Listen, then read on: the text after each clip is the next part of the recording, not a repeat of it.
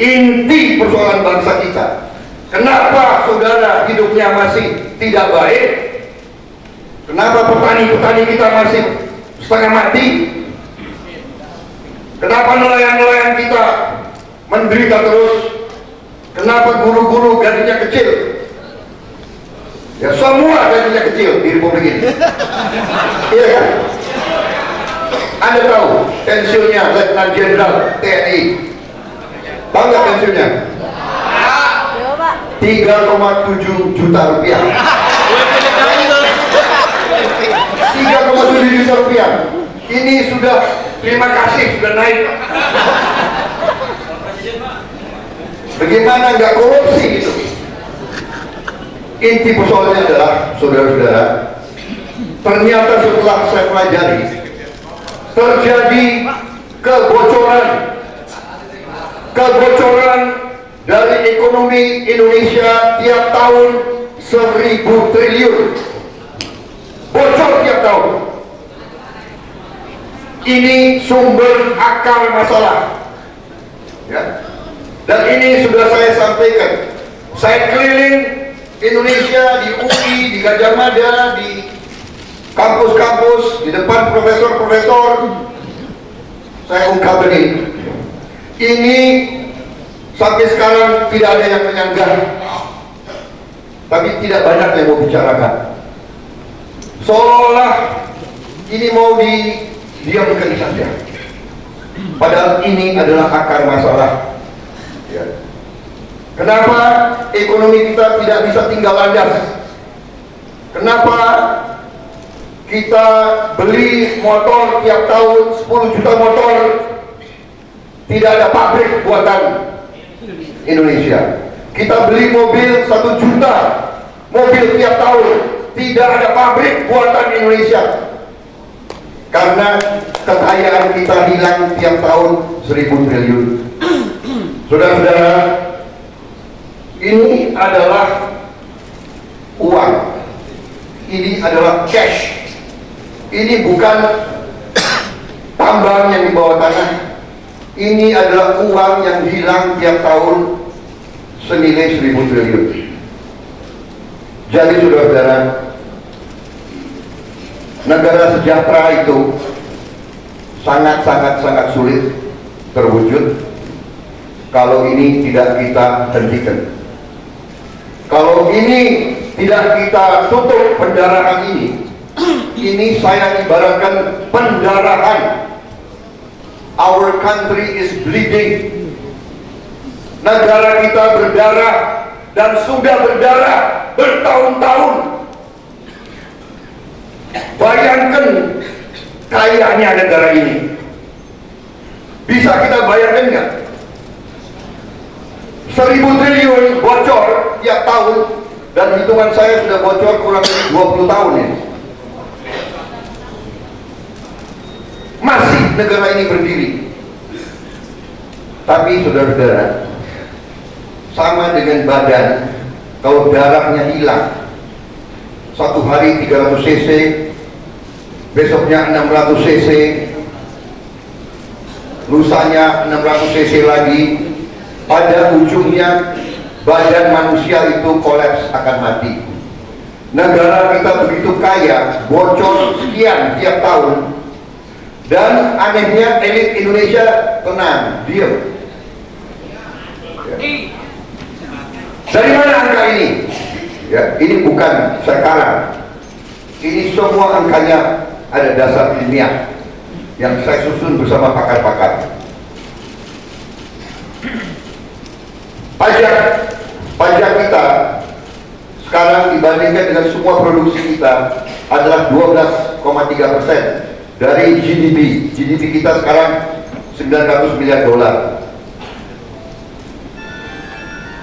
Thailand 17%, ya. Malaysia 15%, Zambia, negara di Afrika 16%. Jadi harusnya anggota DPR kita berangkat ke Zambia, belajar dari Zambia. Kalau mau studi banding harus ke Zambia. Dia pemerintahnya kinerjanya lebih baik dari pemerintah Indonesia. Apa artinya? Kalau kita 4% bandingannya, itu nilainya adalah 360 triliun. 4% dari 900 miliar. Dan waktu Orde Baru kita pernah 16%. Jadi bukannya Indonesia tidak mampu. Waktu Orde Baru yang dibilang tidak bagus, yang dibilang korupsi, yang dibilang otoriter, waktu Orde Baru pajak kita 16% dari produksi nasional. Jadi apa artinya, saudara-saudara? Artinya kalau ada pemerintah yang bersih, kita bisa dalam waktu yang cepat punya uang cash 360 triliun. Ini bukan bayangan, ini bukan karangan, ini adalah kenyataan, saudara-saudara. Jadi bocor 4%, 360 triliun. Bahkan Dirjen Pajak pernah bikin statement, menurut dia sebetulnya lebih, mendekati 400 triliun. Itu satu kan. Selanjutnya dari APBN kita tadi disinggung oleh Pak Iqbal, 2000 triliun, 200 miliar dolar. Perhitungan para pakar kebocoran dari APBN itu adalah 25%. Berarti itu adalah 50 miliar dolar. Dan ini sudah dibuktikan di DKI. Di DKI, gubernur dan wakil gubernur yang baru berhasil sudah menghemat 25%. Karena wakil gubernurnya Gerindra, saya pasang fotonya dia.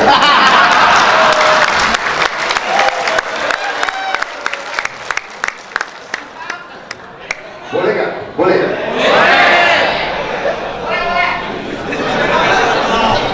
Maaf, ini bukan kampanye. Jadi, saudara-saudara, kita sudah buktikan kalau ada pemimpin yang bersih, kita bisa menghemat 25% anggaran. Cash, uangnya sudah ada. Karena memang korupsi di Indonesia ini sudah gila-gilaan, saudara-saudara. Betul tidak? Maaf ya, saudara yang undang saya, kalau saya bicara apa adanya. Saya nggak bisa bicara yang baik-baik, manis-manis. Aku bicaranya apa adanya, itu salah kalian undang saya di sini. Korupsi sudah kelewatan. Kalau yang bocor 5%, kita ini orang Indonesia, kita sudah lama jadi orang Indonesia. Benar nggak? Aku ini sudah lama jadi orang Indonesia. Jadi kalau 5% bocor, ya udah deh, cincai lah. 10% bocor, udah deh, sama kawan 10% boleh. 15% bocor, ya udah deh, 20% bocor. Ini yang bocor 80%. Udah. Jembatannya nggak ada. Kalau ada jembatannya nggak ada gempa, jatuh sendiri. Gedung belum diresmikan, jatuh sendiri. Ini Republik nggak jelas, ini kita tahu.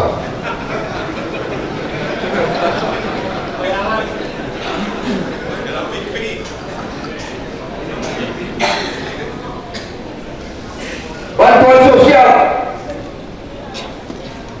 ya, bantuannya nggak ada. Saudara-saudara, kalau kita bicara korupsi, kita sedih. Tiap hari kita lihat, kalau tidak salah dari 34 gubernur sekarang, kalau nggak salah 18 sudah tersangka atau masuk penjara. Tiap bulan tambah satu.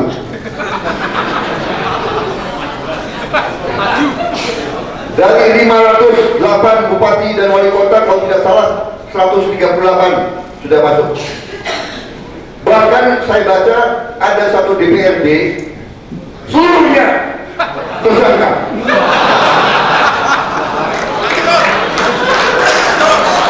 Jadi ini adalah korupsi berjamaah,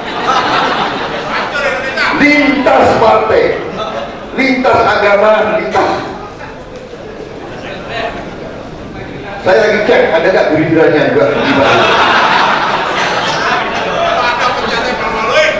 Jangan-jangan ada lagi. Karena Gerindra sama-sama orang Indonesia ya. Tapi kalau ada berpecah satu. Jadi saudara-saudara tadi 360 dari APBN 500, dari subsidi energi 300 triliun yang kita bangkar. Yang kita bangkar. Jadi saudara-saudara, siapapun yang memimpin negara ini, siapapun harus ada keberanian untuk menghadapi ini, untuk mengatasi ini, untuk mengurangi ini, kalau bisa untuk kita hentikan ini. Kalau ini bisa kita hentikan, kalau ini bisa hentikan, saudara, kalau ini kita akan punya cash 100 miliar dolar, 1000 triliun. Nah disitulah rumah sakit, pendidikan, semua bisa kita wujudkan negara sejahtera. Sekarang subsidi BBM adalah katanya untuk melindungi orang miskin, katanya, iya kan? Tapi kalau Anda tanya, yang naik motor kan orang miskin naik motor, itu bahan bakarnya nggak disubsidi itu. Nah kalau pendekatannya kita adalah benar-benar melindungi orang miskin, yang saya lihat di negara tetangga, di Thailand, kok bisa di Thailand semua bus yang tidak pakai AC itu bebas, rakyat mau naik gak bayar, itu diambil alih oleh pemerintah semuanya. Naik turun 50 kali gak bayar.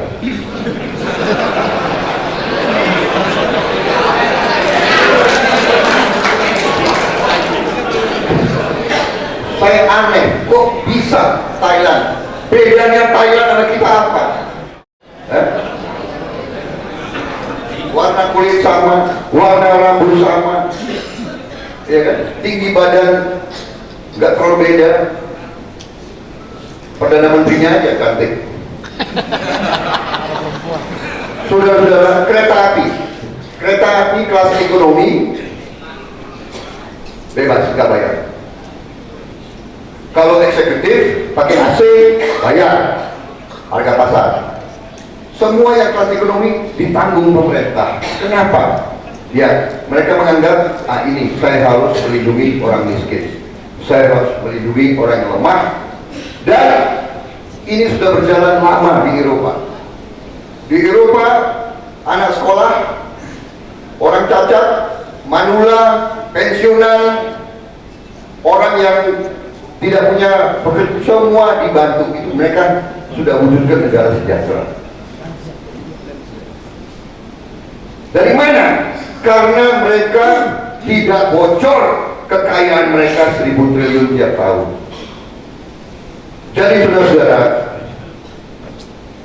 masalah inti yang saya harapkan bisa saudara ambil adalah, pertama, negara Indonesia sangat kaya. Kita bukan negara miskin. Kita punya semua sumber alam yang dibutuhkan untuk menjadi negara sejahtera.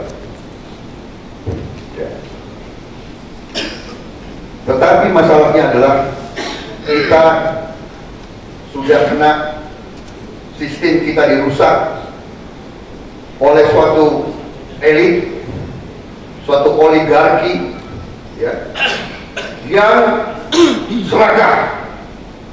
Oligarki yang serakah ini mau menguasai semua sumber ekonomi Indonesia dan membiarkan sebagian besar rakyat Indonesia hidup dengan tidak layak. Ini masalah Indonesia, dan inilah kejadiannya adalah kejadian bocor 1000 triliun, dan ini harus